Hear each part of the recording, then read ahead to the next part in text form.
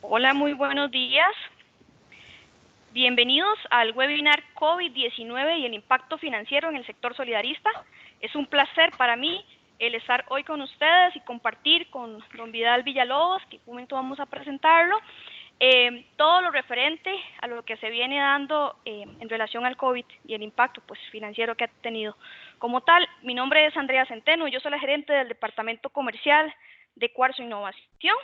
El día de hoy, como les comentaba, tenemos como invitado al panelista don Vidal Villalobos, quien es experto economista en el sector solidarista y tiene una formación académica bastante amplia, don Vidal. Economista de la Universidad de Costa Rica, gestor de fondos financieros CAFI, gestor de fondos inmobiliarios CAFI, gerente corredor de bolsas, profesor universitario y profesor de Fundeval. Actualmente asesor y trabaja con asesores y consultores economistas CAGIS S.A. y es el encargado de todo el área de economía del grupo Prival. Don Vidal, un gusto tenerlo por acá. Para nosotros es un placer el poder compartir el día de hoy con su persona. ¿Cómo me lo va? ¿Cómo está? ¿Cómo ha pasado esta cuarentena? Bueno, muy buenos días, André. Muy buenos días a Marco, que nos está acompañando desde la casa. Nosotros aprovechamos que teníamos hoy que hacer compras en el supermercado para atender esta visita y es un placer estar acá en unas oficinas evidentemente que están un poco vacías acá. Solamente tenemos el acceso al personal de apoyo. Y es un gratísimo gusto poder conversar con todas las personas que desde ya se están incorporando a esta actividad. Bienvenidos, bienvenidas todas, a nombre por supuesto de Cuarzo y a nombre de Prival Group. ¿Podemos empezar entonces? Bien. La propuesta del día de hoy, de la conversación que vamos a tener, es revisar algunos de los detalles importantes con relación al dinamismo de la economía mundial.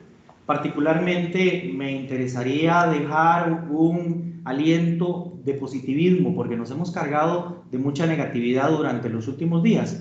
Y hay algunas noticias que quisiera compartir con ustedes que me parecen muy interesantes.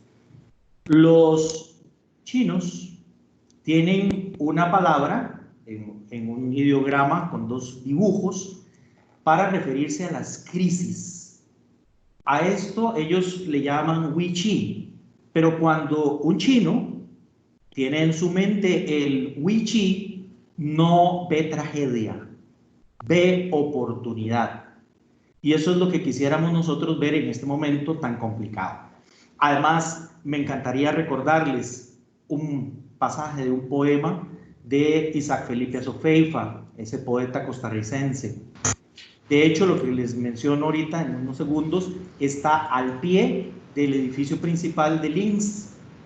En su poema él dice: de veras, hijo, ya todas las estrellas han partido, pero nunca se pone más oscuro que cuando va a amanecer. El poema se lo escribía aparentemente la abuela a él en su infancia. Y quisiera no solamente que tuviéramos en mente el tema del Wei-Chi, sino lo siguiente, para que lo recordemos, lo voy a estar mencionando durante la charla: rendezvous. No olvidemos esa palabra, rendezvous. Una vez que veamos las partes internacionales, también entonces empezaremos a ver los detalles de la economía local costarricense, algunos análisis que he preparado en los últimos días y que me gustaría explicarles cuál es el fundamento de esa argumentación que estoy planteando. Evidentemente, iremos matizando durante la presentación el impacto en la parte financiera de las asociaciones solidaristas. Y hacia el final, entonces, estaremos atendiendo consultas de parte de ustedes. Vamos a hacer un break más o menos en el momento en el que pasemos de la economía internacional a la economía local para atender las consultas que tengamos hasta ese momento. Muchas gracias, don Vidal. Comentarle que, evidentemente para Cuarzo Innovación. Es un placer tenerlo por acá como nuestro invitado. Es importante repasar algunas políticas básicas a nivel del webinar. Les agradecemos que por favor mantengan sus cámaras y sus micrófonos apagados para que no exista ninguna intervención en el audio. Vamos a dar inicio con la presentación y, como les comentaba, don Vidal, vamos a tener un receso para evacuar todas sus consultas, así que las pueden ir anotando en el chat, pero en el momento que hagamos el break vamos a poder leer todas sus consultas para que don Vidal pues nos pueda colaborar con sus respuestas. Continuamos, don Vidal, y pues bueno, bienvenido nuevamente. Muchísimas gracias. Necesito exactamente que yo voy a ser el que lleve el control acá de la presentación.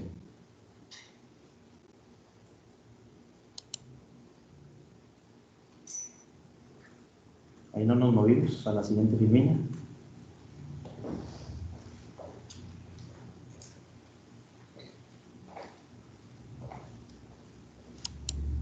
Ok, excelente. Bien, en momentos de crisis, amigos, amigas, y no solamente es esta crisis COVID 2019, sino que ya lo habíamos vivido en crisis anteriores, como la crisis inmobiliaria subprime de 2007-2008. Costa Rica vivió también una crisis fiscal en el 2018. También habíamos tenido una crisis de fondos de inversión en el 2004. Y déjenme decirle que en todas, independientemente de cuál sea la razón particular del origen de la crisis, el factor clave es manejar bien los flujos de caja. ¿De quién? De los gobiernos, de las empresas, de las familias y de nosotros como personas. Vean ustedes que ya en este momento estamos empezando a tener repercusiones importantes en el valor de los activos, tanto accionarios como de deuda. A las asociaciones solidaristas se les está cayendo la valoración de las inversiones que tenemos en bonos del Banco Central y particularmente también del gobierno de Costa Rica por esa situación. Se desaparece la demanda y por lo tanto la gente, al necesitar flujo de caja para atender sus necesidades, sale a vender esos títulos. Lo que produce entonces que el precio del título se caiga, y ya sabemos que hay una regla en finanzas en donde si el precio se cae, el rendimiento sube. El problema es que si estamos requiriendo recursos líquidos para poder atender necesidades en nuestras asociaciones solidaristas para apoyar planes sociales, entonces encontramos un inconveniente, y es que podríamos estar generando pérdidas de capital para la asociación solidarista. Ahorita vamos a ver cómo esa luz de la madrugada empieza a verse a la lejanía y no se pone más oscuro que cuando va a amanecer, decía hace un momento. Y al final de la presentación les voy a explicar cuáles han sido las medidas que ha tomado particularmente el Banco Central para alivianar esta situación. En los mercados internacionales incluso se dice eso: el efectivo es el rey. Y como la gente mantiene grandes cantidades de efectivo esperando a ver para dónde van a salir los balazos, se seca el mercado para el mediano y para el largo plazo.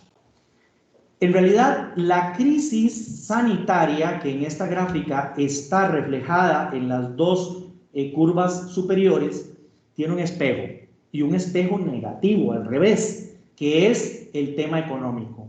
Entonces, vean ustedes, si hay una economía que decide cerrar poco, que tiene una cuarentena muy escasa, entonces va a tener un pico de casos muy importantes, de nuevos casos de infecciones y de muertes, pero va a tener una recesión más liviana. ¿Por qué? Porque cierra menos la economía. Por otro lado, una economía que decida extender los periodos de cuarentena y las medidas sanitarias va a profundizar y va a alargar en el tiempo la recuperación. Todos los países hemos llegado en el 2020 a cruzar un río. Ese río yo le llamo el COVID-19. El primer país que llegó fue China. Y luego fuimos llegando los demás. Hay algunos países que ya están a punto de cruzar el río y están al otro lado del río. Pero todos enfrentaron de manera diferente la condición. Algunos de ellos decidieron hacerlo muy rápido. El cauce del río, para que sea rápido, tiene que ser un cañón. Eso significa que la corriente en medio del río es muy fuerte. Y eso significa entonces que vamos a tener mucho más afectados y mucho más muertos. Pero no solamente personas, sino también empresas, ya lo voy a explicar. Además de eso, las otras economías que decidieron mejor alargar su cuarentena, ya no van a pasar el río por un cañón, lo pasan por un playón. Les tarda más tiempo la recuperación, pero la profundidad del río es menor y los daños son menores. Hemos decidido proteger a algunas personas, a las personas más afectadas, las que están más vulnerables, y entonces nos compramos por ahora unos botecitos y unas lanchas para pasarlos. Esos son los tratamientos, las unidades de cuidados intensivos que hemos estado creando en todo el mundo. Pero eso no es suficiente. Eso no es suficiente. En realidad, para poder pasar con un bote mucho más rápido, deberíamos tener un tratamiento ya claro. No lo tenemos, por lo menos, hasta Remdesivir. Ya les voy a seguir explicando qué es esta palabra tan extraña que estoy construyendo el día de hoy con ustedes. ¿Okay? Y además, existe la posibilidad de que haya un puente. Ese puente no existe en el río. El puente se llama la vacuna, que apenas la estamos construyendo. En el momento en el que tengamos vacuna, no vamos a pasar el río, vamos a ir al puente. Pero por ahora no tenemos esa vacuna. Pero por ahora tenemos unos botes y al bote le vamos a poner Remdesivir. ¿Okay?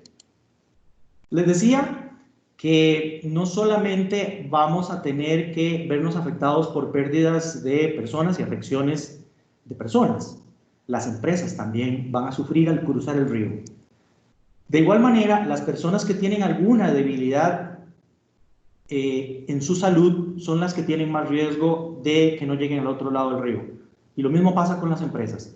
Aquellas empresas que no estaban lo suficientemente preparadas, que no tenían un buen flujo de caja, que estaban muy apalancadas, que tenían la condición de depender de un solo proveedor o de un solo cliente, afectó sustancialmente la probabilidad de llegar al otro lado del río. Esto es una lección muy importante porque vamos entonces a requerir, una vez que estemos al otro lado del río, poner barbas en remojo y revisar y decir cómo estaba cada una de nuestras organizaciones, cómo estaba la empresa, cómo estaba la asociación solidarista. Vean, recuerdo que en la crisis inmobiliaria del 2018, un empresario norteamericano dijo, bueno, aquí debe haber algún wichí, aquí debe haber alguna oportunidad, porque si el mundo va a llorar, yo voy a hacerme una fábrica de pañuelos. Así suena el capitalismo, pero evidentemente también ahí hay oportunidades. En este momento, todo el área de turismo y de ocio, aviación, fabricación de automóviles y de construcción son evidentemente los sectores que potencialmente están perdiendo. Pero todo el servicio médico, alimentación, atención de la salud, toda la parte de tecnología ha tenido un boom espectacular. Y ahora quisiera revisar cómo está nuestro país, cómo está Costa Rica en estas áreas. Evidentemente el tema de turismo nos va a afectar, pero podríamos tener un pie de amigo, una balsa que nos ayude a cruzar el río en estos otros sectores que han sido también muy dinámicos en la economía costarricense. La crisis empezó en China. ¿Por qué esta crisis es mucho más potente que la anterior? La anterior sanitaria me refiero. La crisis sanitaria del SARS fue en 2003. En el 2003 China representaba un 8.7% del PIB global. Hoy representa un 20%. Y las cadenas de abastecimiento dependen de China de manera sustancial en una gran cantidad de áreas de trabajo, en una gran cantidad de manufactura. Por lo tanto, requerimos entonces que China logre levantar de nuevo su perfil y luego el resto de países, Europa y Estados Unidos también lo haga. Algunas noticias positivas. Esta gráfica viene desde el 28 de junio hasta inicios de abril. ¿Qué es lo que tenemos graficado aquí? El comportamiento de los viajes en China. Vean ustedes que en el caso particular de los viajes en tren, se ha prácticamente ya recuperado el nivel que teníamos antes de la pandemia. En marítimo, más bien se ha superado. En carro también se ha superado el nivel que teníamos. En donde tenemos evidentemente problemas es en la línea azul, que es el tráfico aéreo, que sigue con problemas y no hemos alcanzado el nivel que teníamos previo a la crisis. Nos encontramos todavía por debajo de eso. Pero en la medida en que las economías empiecen a crecer, empezaríamos a crecer. Ahora, ¿cuáles sectores se podrán más dinámicos que otros? Esta gráfica fue construida para España. Recuerden que España tiene en su economía una particularidad de turismo muy importante, similar a Costa Rica. Por eso me gusta para poder hacer algún símil con Costa Rica. Por supuesto que la temporalidad es lo que vamos a tener que mover. Ellos arrancaron con sus cierres en febrero.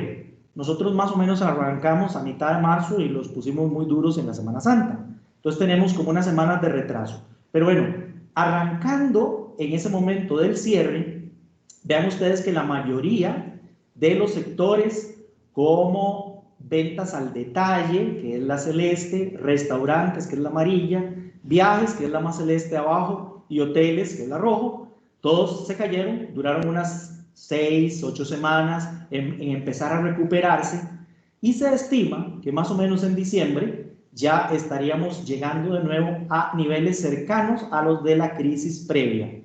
Por supuesto que algunos sectores como las ventas al detalle se van a recuperar de una manera más rápida y otros sectores como los viajes van a tener que esperar un poco más. Sin embargo, una vez que se levanten las medidas, los viajes de primera necesidad estarán tocando la puerta, luego los de turismo doméstico, los internos. En Costa Rica esto no es muy dado, pero países grandes sí tienen turismo interno. Luego tendríamos eventos corporativos y finalmente ya estaríamos abriendo fronteras al resto del turismo. Pero vean ustedes lo que le pasó a alimentación. Alimentación, lejos de caerse, más bien logró un incremento importante. Y bueno, no se los tengo que contar, basta con ir a la puerta de un supermercado y ver las filas que hay, ¿verdad? Lo mismo ha ocurrido con el tema de farmacias. Así que aquí hay una figura de lo que le puede ocurrir al país en los meses y en las semanas futuras. ¿Por qué se ha logrado de alguna manera una detención en la caída de bolsas y de precios internacionales? Bueno, porque los países a nivel global, tanto en tema fiscal como en tema monetario, han estado inyectando grandes cantidades de recursos con la finalidad de ayudar a la pandemia. Esta gráfica, que es de hace unas 2 semanas atrás, establece que ya el mundo le ha inyectado cerca de 20 trillones de dólares para ayudar a la pandemia. El gráfico tiene varios colores, corresponde la roja a la cantidad de recursos que ha estado inyectando los Estados Unidos, luego tenemos al Banco Central Europeo, el Banco de Japón y el Banco de China. 20 trillones de dólares, ¿a qué equivale eso? Equivale al Producto Interno Bruto de los Estados Unidos de un año. Entonces vean la cantidad de dinero que hay inyectada en la economía. Eso genera un reto al futuro, porque cuando hay mucha liquidez se pueden generar procesos de inflación y aumentos de tasas de interés, lo que afectaría entonces los procesos de inversión y de crédito que tenemos en las asociaciones solidaristas. Pero hay que tener cuidado también después cómo se desapalanca esta cantidad de recursos que se han inyectado en la economía.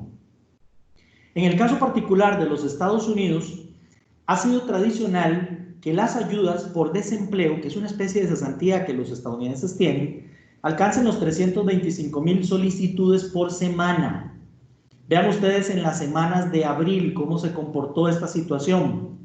En la primera semana lograron llegar cerca de 3.3 millones de solicitudes. En la siguiente semana llegaron 6.3, luego caímos a 6.2 y finalmente en esta semana tenemos 5.8 solicitudes. Se han acumulado 22 millones de solicitudes por desempleo. Aquí nada más quiero dejarles una frase para que veamos la magnitud de lo que está ocurriendo en los Estados Unidos.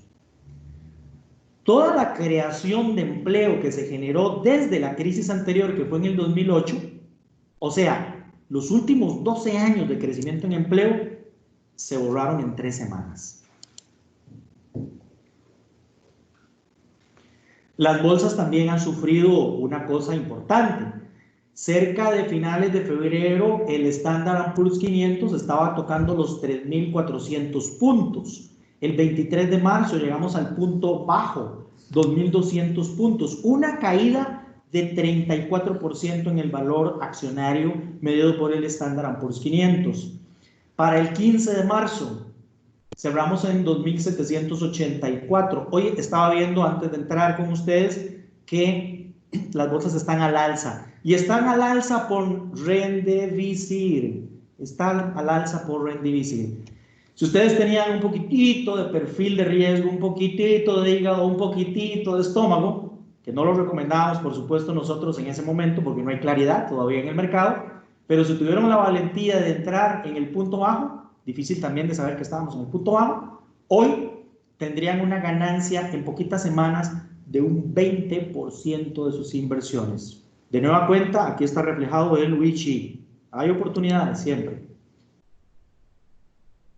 El problema que estamos teniendo es la volatilidad en los mercados. De nueva cuenta es una gráfica del S&P 500 desde el 31 de marzo hasta el 15 de abril. Y ven ustedes que días nos caemos, días subimos, volvemos a caer, volvemos a subir. Probablemente en los últimos días lo que ha ocurrido es que las gráficas de alza han sido mayores, más frecuentes que las de la baja y más pequeñas las de la baja, por lo que entonces las bolsas han recuperado cerca de un nivel de 20%. ¿Por qué el optimismo? El optimismo ha venido por la ayuda fiscal y la ayuda monetaria. ¿Qué le daría el empuje a las bolsas para seguir subiendo? Que la situación sanitaria empiece a controlarse. Este es en el tema de los Estados Unidos, cómo ha venido el coronavirus creciendo. Este es la acumulación de casos en amarillo y los casos diarios. Vean ustedes que de alguna manera han venido a la baja los contagios, el incremento diario. Y eso es lo que le ha dado pie al presidente Trump para indicar que esperaría estar abriendo la economía en mayo. La apertura de la economía en mayo de los Estados Unidos es una buena noticia para Costa Rica, porque ese es nuestro principal socio comercial. Y bueno, les voy a contar que ese es el cuento de Remdesivir que les vengo diciendo. Ayer, después de que cerró el mercado, un laboratorio que se llama Gilead Laboratories anunció que en el hospital de Chicago ha tenido un muy buen éxito en el tratamiento del coronavirus, con un tratamiento. ¿Cómo se llama el tratamiento? Bueno, ya deben saberlo. Remdesivir. Probablemente va a ser un nombre que nos acompañe en los próximos días. Entonces la bolsa hoy está subiendo por esa noticia que fue al cierre. Pero ¿saben lo que le está pasando al precio de la acción de esa empresa? Ayer al cierre había subido un 15%, ¿no? Esperemos que los chicos de Gilead le hayan dado al clavo y que esta sea una noticia importante para seguir hacia adelante, porque si tenemos tratamiento, todavía no tenemos puente, no tenemos la vacuna para cruzar el barco, pero tenemos un bote más poderoso en donde montar a más gente y llegar más seguros al otro lado del río. Eso es lo que vamos a hacer con tratamientos. Yo sé que hay muchos más en el mundo que se están desarrollando, pero la primera buena noticia, y la quería compartir con ustedes porque está absolutamente fresca, es que hay una luz al final del túnel. De veras, hijo, ya todas las estrellas han partido. Nunca se pone más oscuro que cuando va a amanecer. Weiqi. Detalle también interesante, el precio del petróleo se ha caído. ¿Por qué lo traigo para colación de Costa Rica? Porque es la primera materia prima importada en el país. Ahora lo vamos a ver más adelante cuando entremos a la parte de Costa Rica. Pero vean ustedes que el precio del petróleo empezó a caerse desde el inicio del 2020. Claro, China llegó a la orilla del río COVID-19 y lo tenía que cruzar. Empezó a cerrar Wuhan, que es la capital de la provincia de Hubei. Y ustedes recordarán el hacinamiento y la cuarentena, el encierro de millones de personas ahí. Bueno, lo cierto del caso es que con la caída de la demanda de China, empezaron a caerse cadenas de abastecimiento en el mundo y la demanda total del petróleo se estima se cayó un 30%. El mundo normalmente consume 100 millones de barriles de petróleo al día. Eso significa entonces que ahorita el mundo está consumiendo cerca de 70. o que están sobrando 30 millones. El anuncio que se hizo en Semana Santa de que los países petroleros iban a lograr un acuerdo para recortar la producción entre 10 y 15 millones de barriles de petróleo, le dio un aliento al precio. Vean ustedes cómo subió. Pero justamente Santo México dijo, yo no puedo hacer ese recorte. A México le estaban pidiendo 400,000 barriles al día. Ahorita vamos a ver cómo terminó México. Me parece que es uno de los países gananciosos en la negociación. Pero resulta ser que al final lograron ponerse de acuerdo por un recorte menor a 10 millones. Y 10 millones es insuficiente para cerrar el bache, el hueco que hay de 30 millones de barriles de petróleo. ¿Cuál fue el acuerdo? El acuerdo fue 9.7 millones de barriles de petróleo. México pedía 400,000, o le pedían a México, y México al final solamente puso 100,000. El presidente Trump se comprometió a poner esos otros 300,000, pero ahí también hay un problema en la calidad del proyecto, en la calidad del acuerdo. Es diferente que lo diga Venezuela, que lo diga México, que lo diga Arabia, que lo diga Libia, Siria o Rusia, porque el gobierno controla la producción. En el caso de los Estados Unidos son más de 3,000 productores independientes. ¿Cómo va a poner de acuerdo Trump a toda esa gente? Y ellos son productores que tienen compromisos, que tienen deudas, que tienen que sacar su producción para poder cumplir con sus compromisos. Entonces ahí se cae un poco la calidad del acuerdo de Trump y el compromiso de Trump, y por eso es que el mercado también tiene dudas. Bueno, este recorte de 9.7 millones se va hasta junio de este año, nada más. De julio a el 2020, a finalizar el 2020, tenemos 7.7 millones de barriles. Luego se va a recortar de enero hasta abril del 2022 a 5.8 millones. Ellos esperan que ya la demanda esté de regreso y esperan que el precio del petróleo llegue a $40 el barril a finales del año. Aquí, para quienes tienen perfiles, políticas de inversión, etcétera, etcétera, uno podría decir, bueno, si hoy está en 20 o menos de 20 incluso, hoy estaba viendo lo que estaba en menos de 19, pero digamos que si está en 20 y voy a apostarle a algún activo internacional que siga el petróleo, como un ETF, al final del año voy a tener un 40. Eso quiere decir que del mes de abril a diciembre, un rendimiento del 100%. Ojo que hay que tener mucho cuidado en ese tipo de actividades, de inversiones, pero que eso sea posible es realmente posible. La próxima reunión que va a tener la OPEP es el 10 de junio, y si los resultados del acuerdo actual no están dando resultados, pues probablemente veremos medidas adicionales. Un detalle adicional que tenemos que ver, que no solamente es observar el tema del petróleo. Costa Rica es importador de materias primas, entre ellas el trigo, que es lo que les tengo ahí en la gráfica. Vean ustedes que esta es la que ven los chicos, ¿verdad? Porque todavía no ven esta. Debe ser que le hace. Ahora que esta está atrasada. Bueno, disculpe, porque aquí tenemos monitoreado por todo lado a toda la presentación para que ustedes la puedan seguir. Vean ustedes que hubo un incremento en el precio del trigo en los últimos días. Y esto se debe fundamentalmente a que Rusia dijo, no voy a exportar todo lo que yo quisiera exportar. ¿Por qué? Porque primero mis dientes, después mis parientes. Lo mismo declaró Vietnam y Filipinas en materia de arroz. Eso ha generado precisamente especulaciones en el mercado interno de que probablemente para junio podrían darse algunas escaseces de la materia prima, aunque las autoridades del Ministerio de Agricultura han salido al paso y han dicho estamos bien protegidos con eso. Ahora, el tema es que si efectivamente se empiezan a cerrar fronteras de materias primas, entonces de todos los carbohidratos se nos van a complicar, ¿verdad? El pan y las pastas, porque subiría el precio. Ahí tendríamos también que ponerle atención a ese proceso. Más o menos para ir cerrando la parte internacional y darle espacio a André para ver si tenemos alguna consulta por ahora, les cuento pronósticos. Aquí quiero ser muy claro, pero muy cuidadoso. Esto es como Big Brother. Las reglas cambian todos los días. Vean ustedes que ayer las bolsas estaban cayendo, al cierre salió Gilead diciendo vengo con Remdesivir, el tratamiento para el COVID, y empiezan a subir las bolsas de manera importante hoy. Eso significaría que los pronósticos de crecimiento de las economías que se han dado en las semanas anteriores podrían sufrir cambios. Y aquí no me quiero comprometer si a la baja o al alza, pero qué cambios podrían darse, efectivamente es así. En el 2020 se está esperando prácticamente un crecimiento cero para el mundo, pero un rebote importante del 4.2 para el 2021. En el caso particular de los Estados Unidos, que es nuestro socio comercial, en vista de que Estados Unidos y particularmente el presidente Trump quiere abrir de nuevo la economía lo más rápido posible, se estaría cayendo un 2% y el rebote sería 4.1% para el próximo año. La eurozona con caídas de 4% básicamente este año y recuperaciones del 2% para el próximo año. Pero vean ustedes qué interesante. En el caso de China, para China se espera todavía un repunte este año. Sin embargo, es un crecimiento mucho menor al esperado para el principio del año. A inicio del año, para China se esperaba un crecimiento de 6%. Y esta mañana salieron datos de China y se los quiero compartir a ustedes.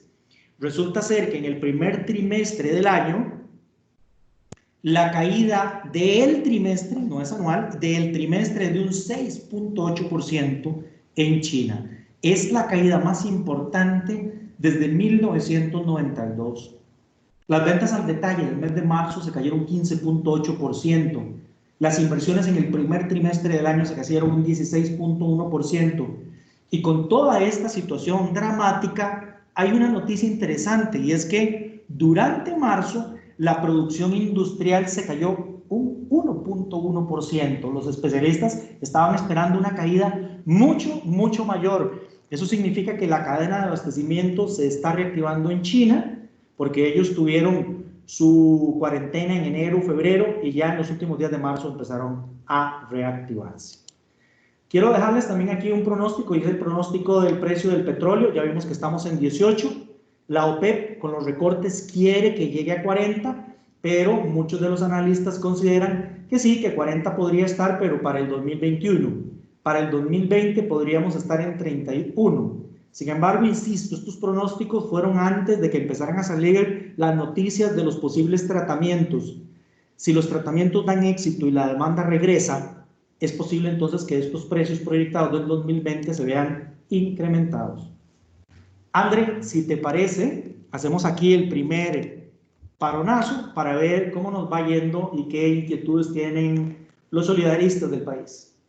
Muy bien, don Vidal, les acabamos de detallar en el chat que por favor nos envíen sus consultas por medio de WhatsApp al 8839-0336.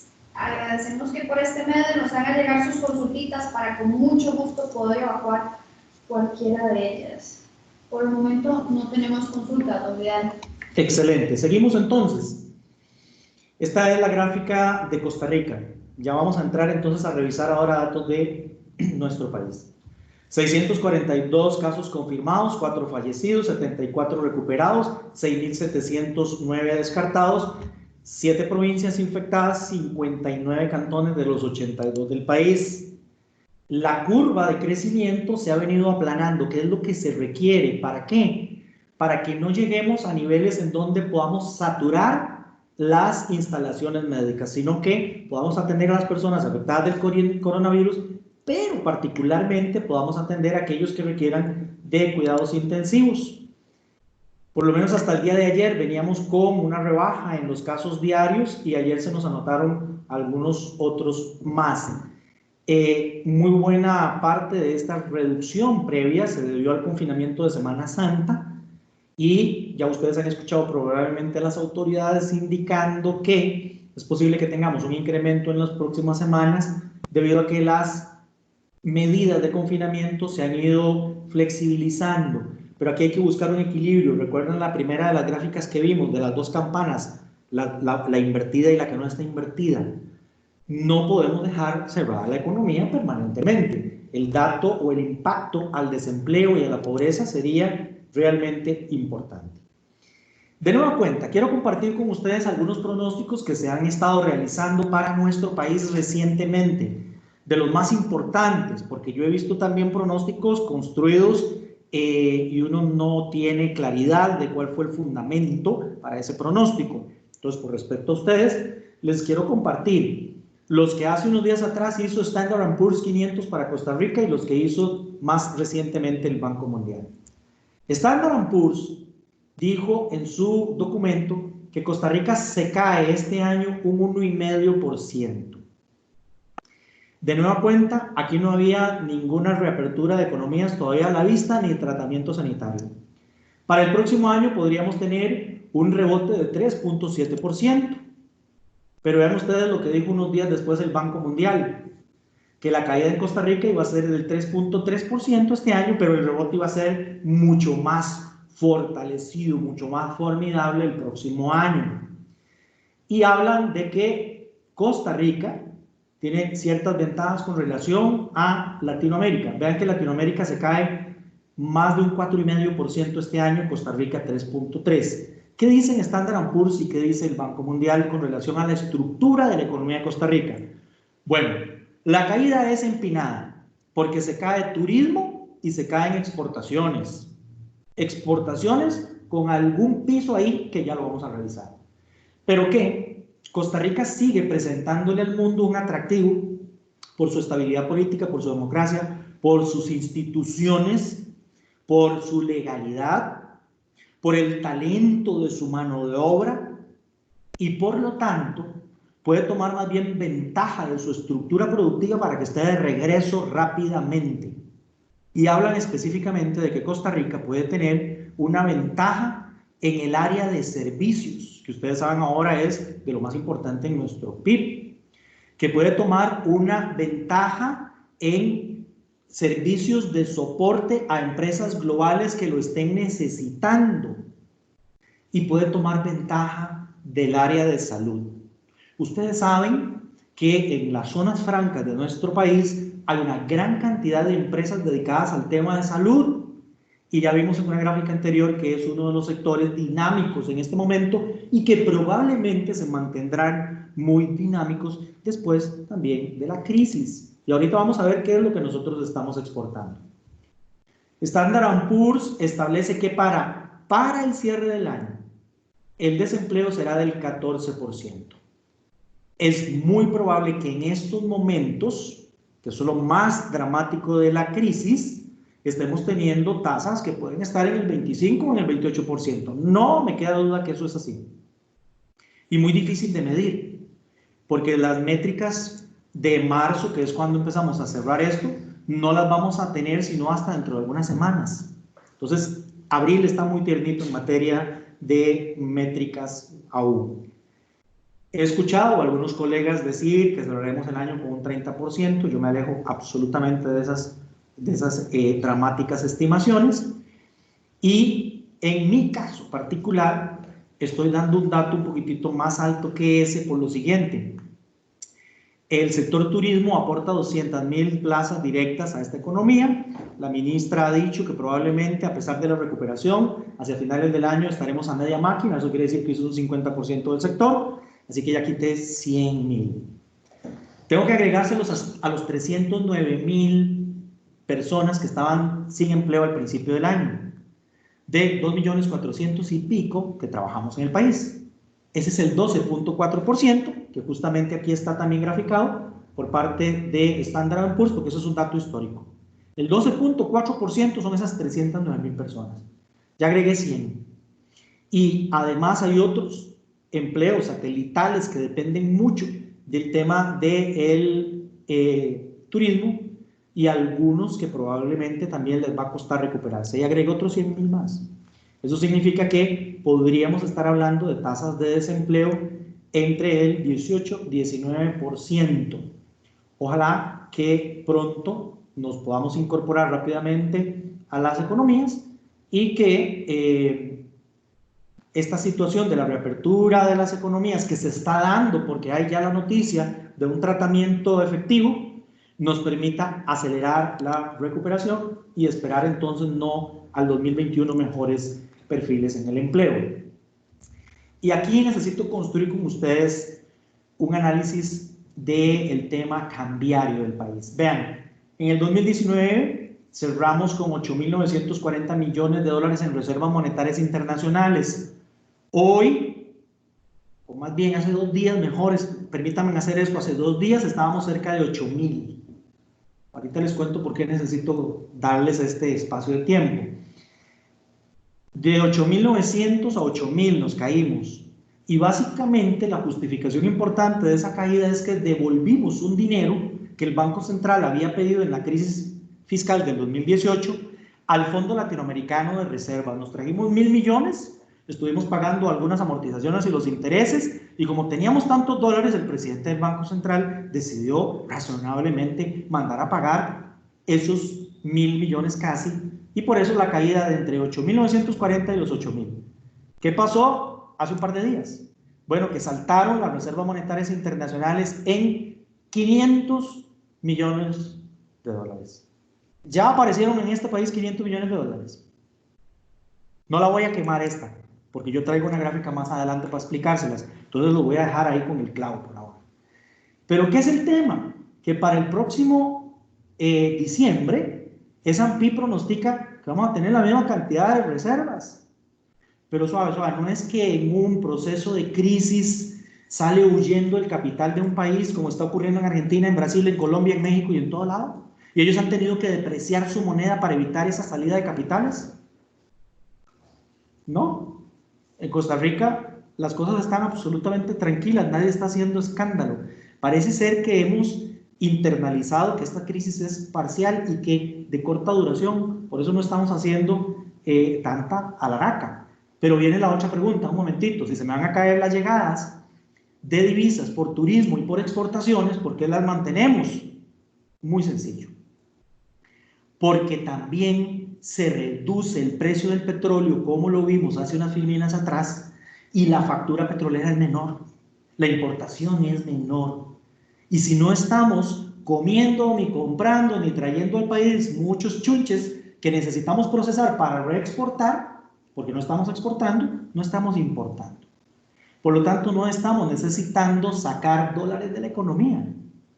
Y ahí está entonces la razón por la cual mantenemos cierta estabilidad. Más bien, vienen en camino más dólares. Y vean ustedes que para el 2021, S&P determina que tendríamos cerca de 9.300 millones de dólares en reservas monetarias internacionales. El déficit que estima S&P para el fin del año es de un 7.7, cuando el año pasado cerramos en un 6.8%. Probablemente ustedes recordarán porque se dijo que habíamos crecido hasta un 7. Básicamente se redondeó el dato, pero el dato final es un 6.8. Esto es un 7.7%. Algunas personas me han preguntado que si ese dato es razonable o no, debería ser mucho mayor el déficit. Banco Mundial, por ejemplo, estableció que iba a ser de un 8, muy cercano a este 7.7%. Sí, miren, ciertamente el gobierno de la República está redirigiendo gastos que ya estaban previstos para atender la crisis. Eso no es un aumento de gasto, es una redirección. Y por otro lado, una buena parte de la carga del gasto está en la caja, que no entra en las gráficas fiscales. Eso lo tenemos que tener claro.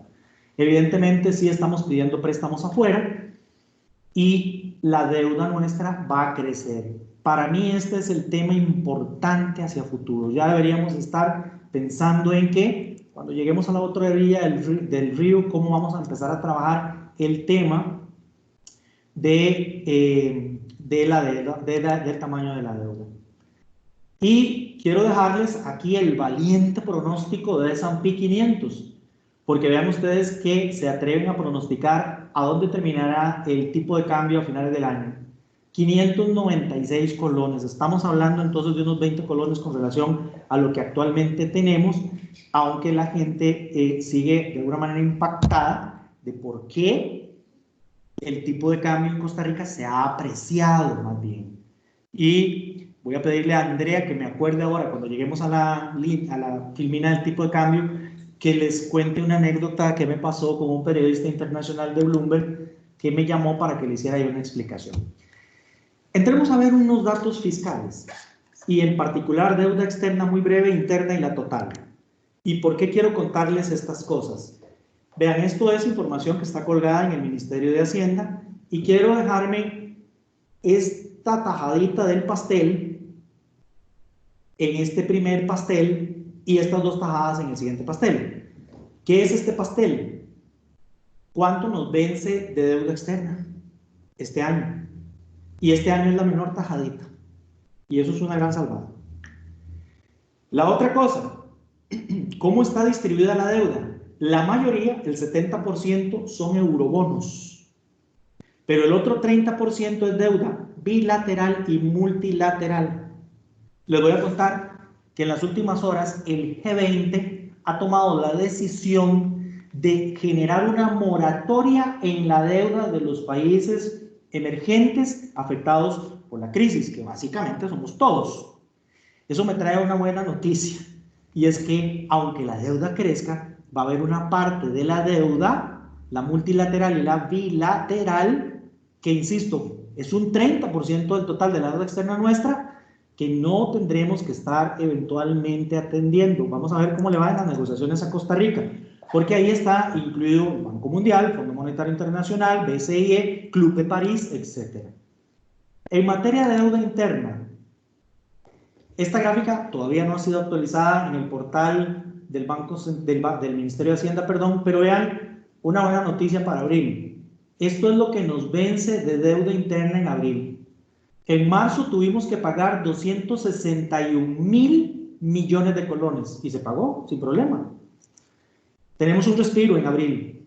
En abril tenemos 46.000. Viene mayo, viene junio y luego volvemos a tener en diciembre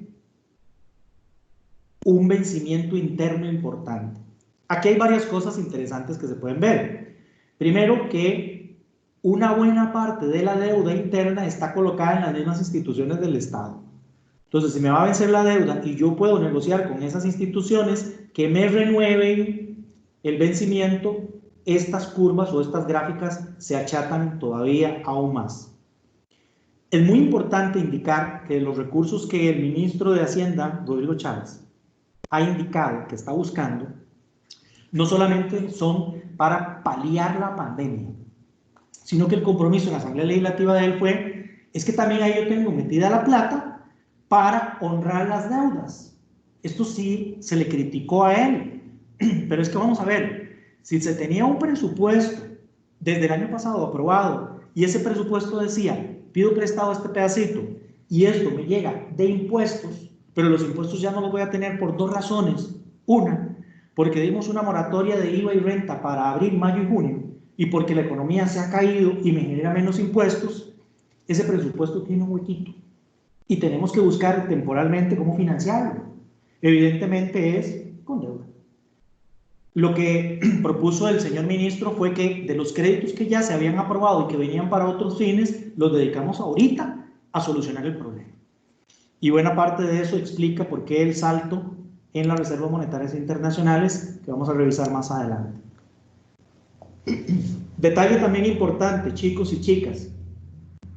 El 40% de la deuda del gobierno está en dólares. El otro 60% prácticamente está en colones. ¿Y cuál es el análisis que les quiero decir acá? A Costa Rica, al gobierno, a las autoridades de Hacienda, a la Tesorería Nacional, no les serviría una depreciación importante en el tipo de cambio, que no estamos viendo. Pero teóricamente, si se diera una depreciación, cuando nosotros colonizamos la deuda denominada en dólares, se me hacen más colones, por un tipo de cambio mucho mayor. Y por lo tanto, el tamaño de la deuda crece, pero no crece porque tomamos más deuda, sino porque la denominada en dólares se aumentó por el tipo de cambio. Y ahí tendríamos un problema para cumplir regla fiscal y una serie de compromisos. Nos veríamos relativamente feos. Me parece entonces que somos un país bendecido por Dios por muchísimas razones, pero el comportamiento del tipo de cambio en este momento favorece la métrica fiscal para que no nos veamos con una deuda de un tamaño mucho mayor. Esta es la deuda total, estos son los vencimientos, aquí agregamos interna y externa. Vean ustedes que no varían mucho los montos por una razón. Y la razón es que estas barras se componen de dos colores, el oscuro y el clarito. Digo yo porque todos tenemos monitores diferentes y no sé qué colores podrían estar viendo ustedes. El clarito es la deuda externa. Ya dijimos que en deuda externa este año es muy poquito, solamente es este pedacito, y básicamente es el BD20, 250 millones de dólares, fundamentalmente lo que se está ahí venciendo. El resto es interno, Así que nos podríamos poner de acuerdo con la Caja, con el INSS, con el ICE, con las operadoras de pensiones para readecuar esa deuda y tratar de pasarla hacia adelante. Ya tenemos 2 consultas, olvidar. Sin embargo, también recordarles que pueden enviar sus consultas al 8839-0336. Por acá las vamos a estar tramitando, entonces, por favor, los que gusten interactuar con Don Vidal, hacer algunas consultas referente a los temas que estamos conversando el día de hoy, les agradezco los envíen al 8839-0336. Usted me dice en qué momento, Don Vidal, vamos con las consultitas. Gracias, André. Vean ustedes también entonces que en los siguientes años, tampoco tendremos un compromiso externo muy importante. Será hasta cuando nos encontremos al BD23, evidentemente en el 2023, que volveremos a tener un compromiso internacional. Y aquí, que se ve la gráfica mucho más comprometida en el exterior que localmente, es porque ahí están el BD44 y BD45. Proporcionalmente, viendo la deuda como proporción, estamos hablando de que estamos enfrentando un 7.7% de vencimientos. Quiero contarles que los 2 años anteriores tuvimos un 12 y un 13 de vencimiento en ese año. Claro, estamos teniendo una condición muy importante con la crisis sanitaria, pero de nueva cuenta, Dios bendice abundantemente este país y tenemos menos compromisos este año. El Ministerio de Hacienda ha hecho algunas proyecciones de cómo nos va en el crecimiento de la deuda con el tema del coronavirus. Estábamos muy preocupados porque la deuda rompiera el 60% del tamaño del PIB. Esto es así porque en la regla fiscal, si eso ocurre, se reduce el crecimiento del presupuesto de los años futuros del gobierno. Pero las nuevas estimaciones establecen que probablemente por el 24, 25, la deuda debería estar llegando incluso a niveles de 70%, a menos de que hagamos algunas negociaciones interesantes y a menos de que podamos buscar ayudas no reembolsables para el tema de la crisis, que eso todavía está ahí en el tapete. ¿Cómo nos está yendo en inflación? Quiero también compartir con ustedes algunos datos de cómo nos veíamos antes de la crisis, porque yo espero que cuando lleguemos al otro lado del río nos empecemos a encontrar de nueva cuenta con estas cifras y que sea la Costa Rica a partir de la cual empezamos a construir esa nueva condición económica que nos corresponderá vivir después del COVID. Vean ustedes que marzo, que todos los últimos 5 marzos han sido así, no han generado inflación, más bien deflación. Aquí fundamentalmente se dio porque la caída del precio del petróleo bajó los combustibles. De enero a marzo solo tenemos un 0,37 de inflación y un 1,91 desde abril del año pasado a marzo de este año. Realmente es muy poca la inflación. La meta del Banco Central por ahora sigue estando en un 3% y el año pasado no llegamos a esa meta, estuvimos por debajo y este año parece que ni siquiera en el piso, que es del 2, estaríamos llegando.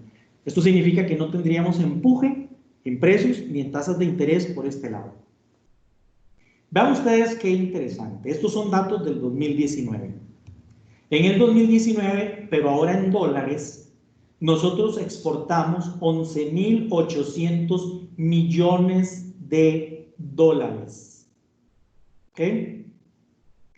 El grueso, ¿dónde está el grueso? El 35% de las exportaciones, ¿dónde están? El primer producto de exportación que tiene Costa Rica, que alcanza un 8.84 de las exportaciones, son agujas, catéteres, cánulas y similares. Y me parece que estos productos se siguen demandando de manera importante en medio de la crisis. ¿Cuál es el segundo producto? Aparatos de uso doméstico, un 8.52.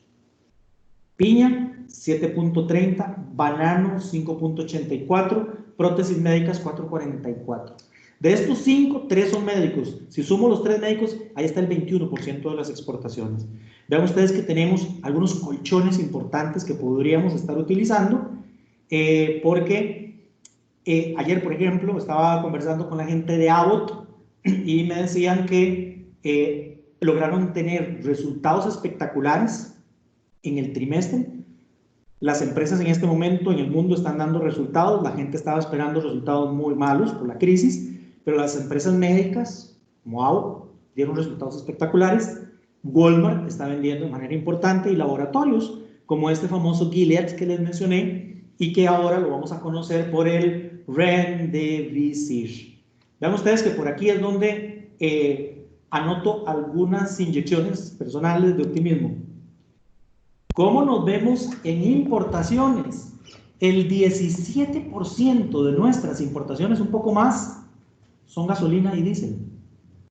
Pero el precio ha bajado. O sea, hay menos importaciones. Y por otro lado, estamos consumiendo menos por el encierro. Entonces es muy probable que, ciertamente, como les decía hace un momento, se nos caen las exportaciones, pero también se caen las importaciones. Aquí voy con una pequeña lección que siempre le doy a mis estudiantes en la universidad. ¿Qué es lo más importante para un país? ¿Exportar o importar? ¿Qué me responde la mayoría de la gente? De exportar, claro. ¿Y para qué usted exporta? ¿Qué hace con la plata que exporta? De mando a comprar chunches afuera. ¿Cuáles chunches? Los que no produce el país. Y ese es el consumo interno del país, la importación. Entonces, en el fondo, realmente lo importante es traer a este país las cosas que nosotros no producimos, pero para poderlas pagar tenemos que exportar. Generan empleo, generan divisas, generan impuestos, fabulosos, son espectaculares sectores de la economía. Pero en el fondo, vean ustedes que desde la perspectiva macro, lo que requerimos es traer aquellas cosas que nosotros no nos comemos. Principales socios en importaciones, Estados Unidos, y en exportaciones. Voy a quedarme más en el cuadro de exportaciones. ¿Por qué? Porque en la medida que estos países se reactiven, nosotros empezaremos entonces también a reactivarnos. ¿Quiénes necesitamos que se reactiven? Estados Unidos, 41.37 de nuestras exportaciones, nuestro principal socio. Muy lejos de él, Holanda, 5.8, luego Bélgica, 5.5, Panamá y Guatemala. ¿Ok? Y ven que aquí está prácticamente el 63% de las exportaciones. El resto de los países llegan a un 36%. Necesitamos que estos países sean los que nos sostengan. Y particularmente necesitamos que en Estados Unidos el encierro se acorte. Con la noticia de Gilead y del tratamiento Remdesivir, vamos a poder tener un mejor perfil con relación a eso. ¿Cómo veníamos en crecimiento, por lo menos hasta febrero de este año? Veníamos recuperándonos de las caídas que tuvimos el año 2018 y el índice mensual de actividad económica en su medición interanual dio cuenta de que en febrero cerramos igual básicamente que en enero, con un crecimiento del 2.7%. Estaba bien, veníamos recuperándonos, pero ahora evidentemente esta gráfica se va a corregir a la baja, espero temporal, no sé exactamente cuánto, pero mi corazoncito tico espera que sea muy corto el bajonazo que tengamos. Esta gráfica, cuando la veíamos en meses anteriores, prácticamente todos los sectores con relación al mes anterior del año previo se veían por debajo, pero el IMAE en total está por encima de lo que veíamos en el 2019. Agropecuario recuperó sus caídas del año pasado. Manufacturas también. Comercio se recuperó. Servicios, donde está turismo, venía recuperado. El único que no todavía da muestras de crecimiento es construcción. Y me parece que por ahora tendremos algunos meses por delante en espera para que este sector crezca. La buena noticia es que los otros sectores venían creciendo bien antes de la crisis. Todo esto provocado, por supuesto, que las inyecciones de liquidez que se han hecho fuera y dentro del país abaraten el dinero. El Banco Central ha reducido encaje mínimo legal, ha reducido la tasa básica, la tasa de política monetaria, y esto se ha trasladado a que tengamos la tasa básica pasiva más baja en la historia del país. Y muchos de nosotros anclamos la tasa de los créditos a la tasa básica pasiva más algún plus. Entonces aquí estamos en el solidarismo teniendo un reto. Habíamos hecho nuestros presupuestos esperando unas determinadas tasas de interés y las tasas se están recortando. Entonces, tanto en la cartera de préstamos como el portafolio de inversiones, estamos teniendo retos importantes para poder cumplir con la meta de los dividendos. Pero no necesariamente eso es así. Y probablemente ahora Omar, con el cierre, nos va a volver a hablar, como lo hizo en la actividad pasada, en el webinar pasado, de dividendos sociales, que los tenemos que tener muy claros en el solidarismo. Este es el tipo de cambio. Básicamente, en medio de la crisis, mientras todos los países deprecian su moneda, nosotros la estamos apreciando. Y aquí es donde ya me está haciendo ojitos André para que me recordara, no para las consultas, sino para contarle la historia del tipo de cambio. Resulta ser que a mí me llama Michael McDonald, un periodista de Bloomberg, que es una plataforma internacional, muchos de ustedes conocen, en donde prácticamente muchas partes del mundo buscamos información de los mercados financieros internacionales. Y me dijo, acabamos de hacer un estudio, y por la crisis, todas las monedas del mundo se están depreciando.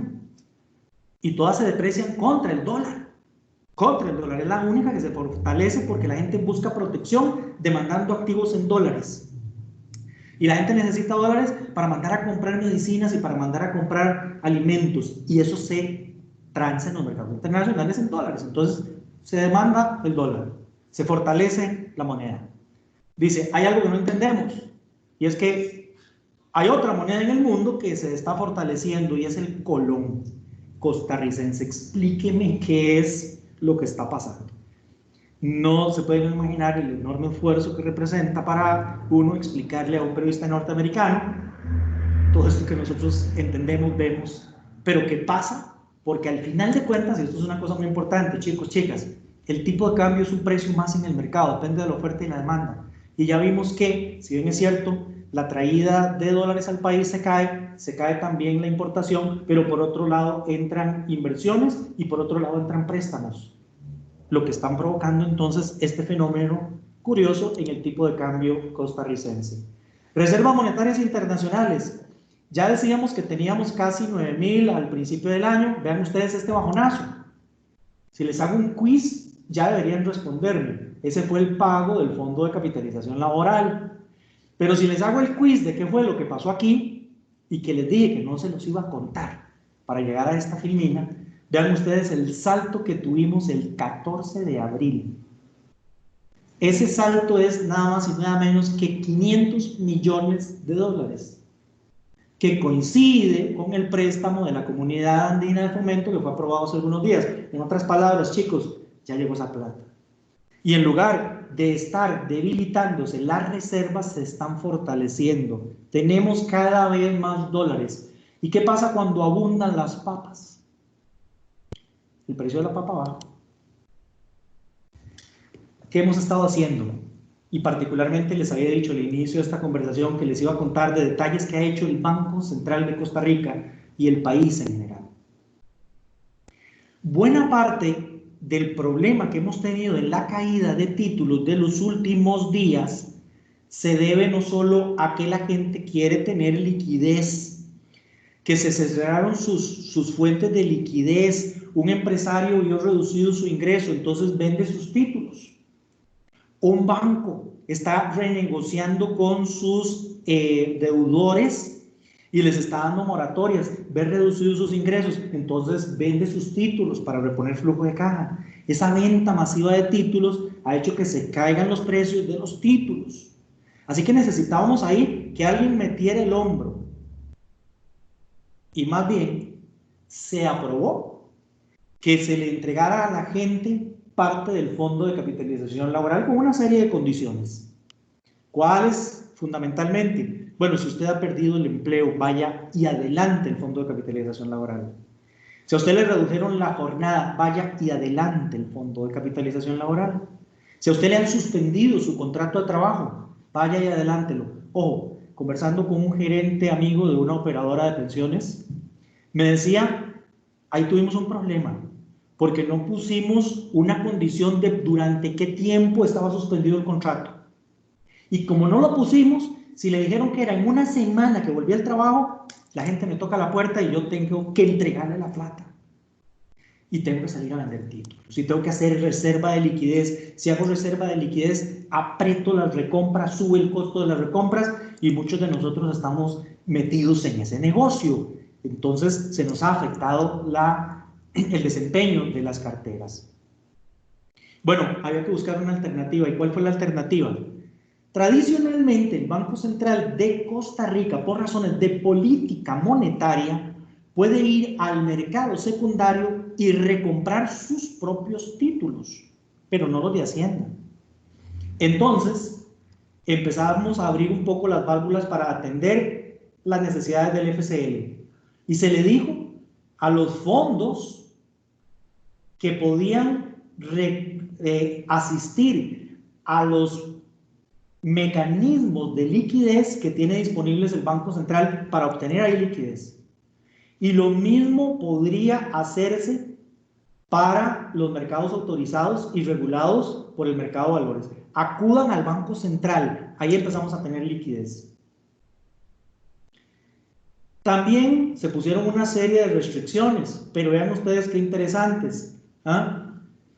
Las autoridades supervisadas podrán realizar operaciones de caución, no podrán tener operaciones financieras que requieran constituciones, y toda esta era la literatura previa de las restricciones que tenían los fondos. Pero ahora se agrega y dice, las entidades supervisadas pueden otorgar garantías y constituir pasivos sobre los activos de los fondos. Antes no se podía pedir un préstamo contra los fondos, ahora sí. Y esto le da liquidez al mercado y empieza a cambiarle el panorama al mercado. En el transitorio 1 de la ley, que ya esto es ley aprobada, se permite incluso que entre los mismos fondos se hagan traspasos no onerosos de recursos y de fondos. Eso también de alguna manera ayuda a tener liquidez. Y antes no se permitía que se excedieran límites. Ahora se puede exceder temporalmente límites, hacer un plan, anunciarlos. Pero en momentos de crisis, durante cosas extraordinarias, se necesitan medidas extraordinarias como la que estamos viendo. Pero quizás, para mí, el artículo más importante es este, y es la modificación del artículo 52 de la Ley Orgánica del Banco Central, porque dice que ahora el Banco Central podrá vender, comprar, conservar y tener como inversión títulos, valores del gobierno central. Estos títulos solo se podrán adquirir en el mercado secundario. O sea, no van a subasta directamente. ¿A quién se los van a comprar? A ustedes, a nosotros, a los fondos que estamos necesitando vender esos títulos y evitar que el precio se siga cayendo. Encontramos un comprador, y uno muy grande, el banco. ¿Ok? Y para mí esa es una de las modificaciones más importantes. La prensa me ha consultado, ahí les puedo mandar la referencia, y yo decía, me quedó como muy grande la posibilidad. O sea, se le dieron las herramientas al banco, y yo estoy de acuerdo, que todos los bancos del mundo lo están haciendo, están poniendo el pecho, el hombro, para que la liquidez en mercados de crisis no se vea afectada y que no se vean afectados los valores de los activos, porque al final de cuentas, como también le decía ayer a un periodista, si se cae el precio de un título, la cartera que baja de valor y que pierde dinero, por ejemplo, es la de la Caja Costarricense del Seguro Social, para comprar medicinas y para hacer hospitales, cuando lo estamos necesitando, todo lo contrario. Pero también se van a afectar la de los fondos de capitalización laboral, porque cuando ellos lleguen a liquidar, les van a entregar menos dinero. Se van a afectar las carteras del ROP, y entonces mi pensión futura se está viendo afectada. Al final, estamos pagando todo eso, pudiendo hacer lo que otros bancos centrales están haciendo, y es, momentáneamente, de manera disciplinada, con reglas del juego, entrar y poner liquidez. Me faltaban todavía un poco reglas del juego ahí, y entonces apareció esta semana un acuerdo del Banco Central de Costa Rica. ¿Qué dice el acuerdo? La Junta Directiva autoriza a la administración a que vaya directamente al mercado secundario a comprarle títulos del gobierno en colones a un tercero por 250.000 millones de colones, para evitar problemas de liquidez en el mercado, para evitar que haya un riesgo sistémico en el mercado, para reducir la incertidumbre en este mercado. Eso mismo están haciendo, como les decía, otros bancos del mundo. El Banco Central promete que todos los días va a tener ahora una nueva pestaña dentro de sus reportes regulares, en donde nos va a indicar cómo le fue con relación a este tema de ir atendiendo la compra de bonos en el mercado secundario. Esperamos en Prival Securities, por el análisis que ha hecho el equipo técnico, que esto le ponga ya un piso al tema de la caída en los precios y que a partir de este momento empecemos a tener una recuperación. Así que a todos les pido, por favor, tranquilidad, calma, no hagamos loco en momentos en donde no hay opción para, diríamos en COD de Cartago, paniquearse.